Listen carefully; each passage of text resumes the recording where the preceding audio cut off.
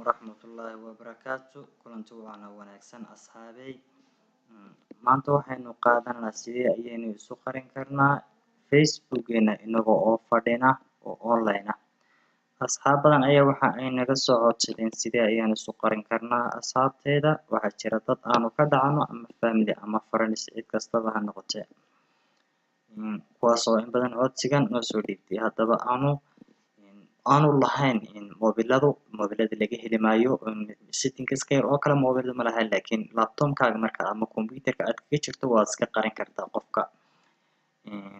Mobilka waxaa jirta meel yar isagoo off iska saara, laakiin halkaas wax iyadoo muhiim ma aha qofku ku arkaya adigoo fadhiya. Laakiin sida dhabta ah wuxuu baa computerka in aad iska qarin karto qofka aad iska qarisi lagama yaabo inuu u ka arko adiga oo ka qaada mooyaane. Haddaba asxaabi cashirkeena ayaynu iska bilaabanaa.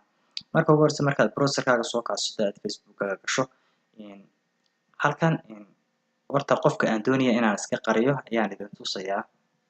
Facebook-gigan kale ay maxamed igu qoran tahay ayaan doonayaa in aan iska qariyo. Markaas Facebook-kan kale ayaan isticmaalaya kana friends-ka igaale Facebook kale kan engineer Cabdiraxmaan baa ku qoran. Markaas Facebook-ga kale maxamed ku qoran tahay ayaan doonayaa in aan iska qariyo. Markaas kadib waxa aan taabanaya halka yar ee option-ka yar ee settingska yar ee chat-ka ka sareeya chat-ku ay ku dhex jiraan. Halka yar ayaan furayaa. Marka aan furo waxa aan ka dooranayaa advanced settings. Advanced baan ka dooranaya. Advanced marka aan ka doorto halkan waxa ay soo baxaya saddex option in turn off chat for only some contact. Waxa aad iska xidhaa chat-ka hal qof iska xidh. Halkana waxaa ku qoran turn off chat for all your contact except waxa aad iska xidhaa chat-kaaga cidii aad adigu codsatay ee ku aqbashay. Halkana waxa ay cidii aad isugu jirtaan Facebook-ga iska qare maxay ahayd ay ku codsatay. Halkana waxaa ka wartaan in all contact dhammaantood iska wada qari, dadka oo dhan iska wada qari.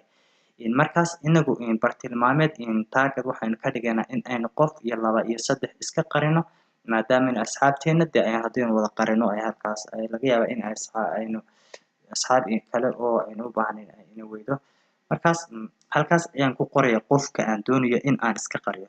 Tan qofkii Facebook-gii kale ayaan iska qarinaya. Waxa ku qornay maxamed wakaas ugu sareeya kaas ayaan click siinayaa. Marka aan click siiyo save ayaan odhanayaa save. Halkaas ayaan save odhanayaa. Haddaba asxaabi waxaan eegayaa bal Facebook-geygii maxay ahayd Facebook-geygii kale aan gelayaa bal in aan arko qofkan.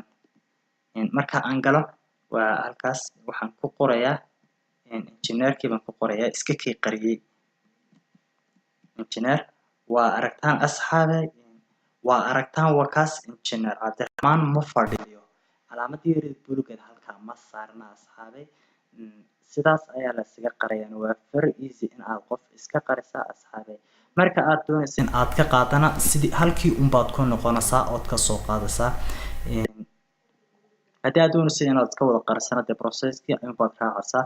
Laakiin mid ayaan idin sheegay asxaabay ha ku dawaqina mobilada ka heli maysaan adigu mobiladan dambe waaweyn mooyaane sida Note 4 iyo Note 5 kuwaas anigu ma hubo, laakiin all mobiladan kale oo hore ee versionadii hore la isticmaali jiray anigu kuma hubo in aan laga heliyo.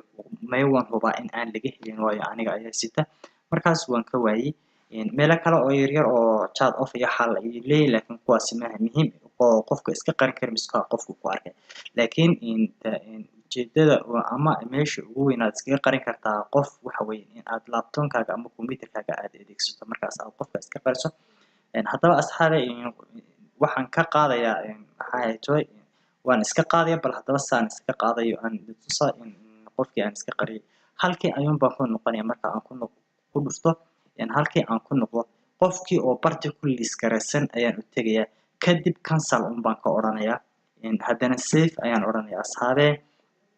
Save marka aan bal haddaba waxaan tusayaa in uu fadhiyo in kale. Waa aragtaan calaamadii buluugga ahayd xagga hore ayay iskaga soo qortay si degdeg ahba. Marka asxaabay sidaan sameeya waxaan idinkaga tegayaa inaad channel-kayga subscribe iyo like siisaan. daawasheen casharka dambeeya.